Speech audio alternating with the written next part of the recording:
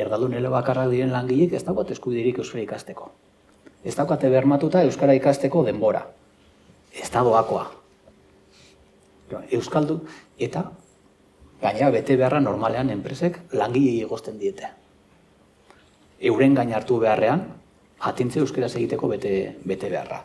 Zegu, ados gaude, bete beharrak ez badira sartzen, ez bada arautzen.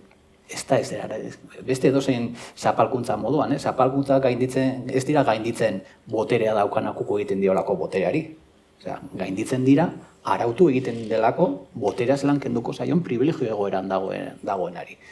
Eta araugintza hori ezin da egin erdaldun elebakarren kontra, egin barkoa beraiekin, eta hartarako beteabarrak ezarri barko liateke enpresentzat, besteak beste, euskara ikasteko eskubidea erabat bermaturik egon dain. Gure ustez, administrazioak euskaldun gondu barko liateke azkarrago, ze hor espada egiten beste inon ez da lortuko, baina era berean eremu pribatu euskalduntzeko urratsak eman barko lirateke, arautu egin barko litzateke, eta aukera eman barko litzaieke euskararik ez dakiten langile guztiri euskalduntzeko prozesua egiteko. Eta gaur egun hori ez da horrela.